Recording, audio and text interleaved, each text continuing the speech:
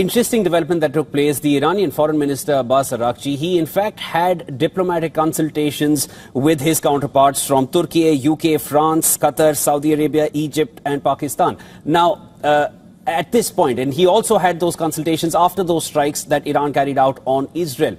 What does this tell you about Iran's foreign policy? Because all these nations, largely most of them, are US allies who refuse to help US in the war.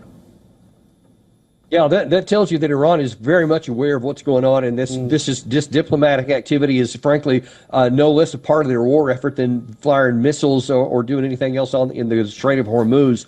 And they are doing everything they can to put space between the United States and its allies by saying, listen, these actions here, this war that the United States and Israel chose is causing significant economic damage across the globe, and we're willing to end that as long as they're willing to end the war here. And so they're trying to bank on the interest and the needs, financial and otherwise, of these other countries to say, listen, this doesn't have to continue on. This does have an end if we get something out of it too, and that is an end to the war, to put pressure on our allies to bring pressure back around into Washington. That's the attempt. We'll see if it's going to work, because the reality is this is harming their interest. It is harming our interest, and we should get this war over with. But in order for that to happen, there's going to have to be an acknowledgement that we failed and that this strategy did not succeed. And that's a bitter pill for anybody in the White House. It's just one that needs to come. Otherwise, this is going to get worse. But Trump had clearly said that I call the shots and Netanyahu does not. Do you think that Israel is not listening to U.S. at this point? Yeah, he clearly said that, but it was not clearly received in Israel. I think it's pretty clear.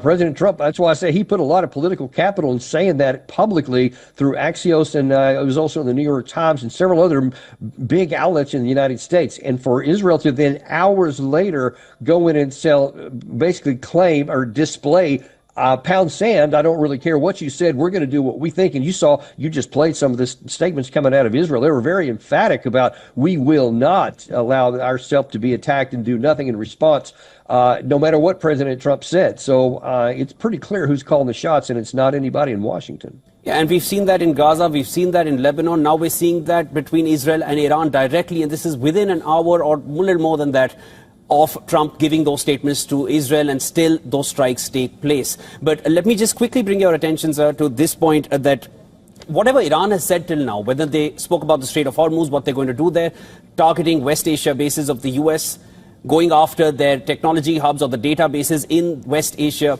and now saying that we will strike Israel, everything they said, they've done. At this point, is it time to accept that the Strait of Hormuz will never go back to its earlier state, as Iran is also claiming?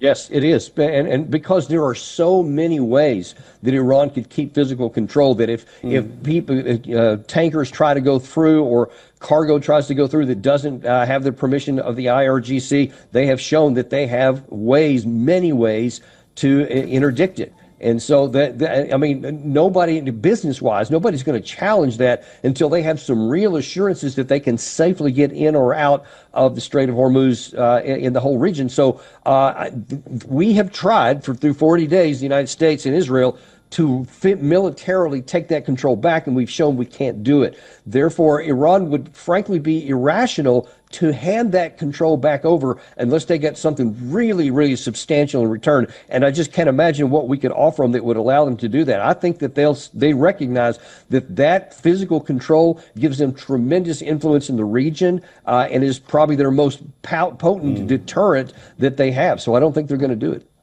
Colonel, also, if this escalates at all, what kind of role would the U.S. be playing? Because they have the Armada in West Asia, they have a naval blockade there. What role would U.S. be playing, and what could be U.S.'s next move?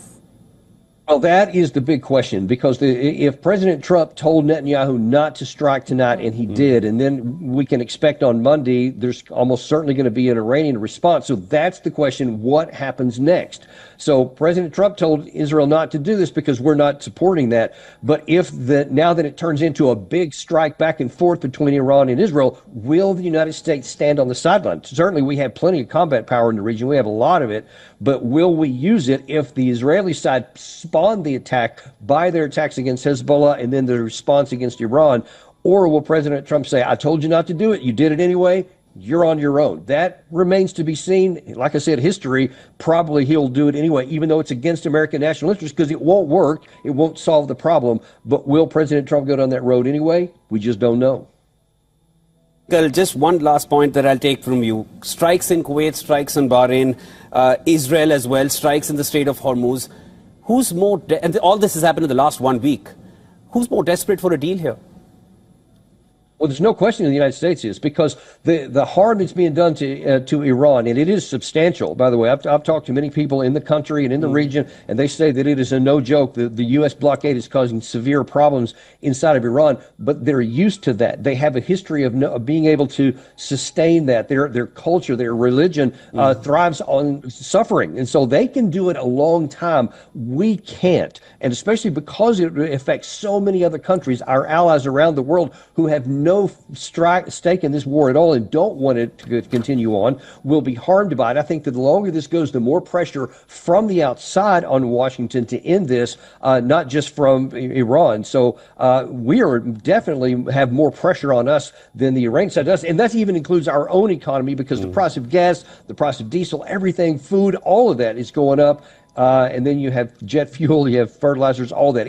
We desperately need this over, much worse than Iran does. And the costs of fuel are going up, sir, for your end and on our side of the world as well. Those are concerns that we're all facing on our pockets every time we go and fill gas into the car. So we'll need to wait and watch and only hope this returns to some kind of normalcy at the earliest, the earlier normalcy, not what's seeming to be the new normal here. But thank you so much. That was Lieutenant Colonel Daniel Davis joining us. Always a pleasure speaking with you. Always my pleasure.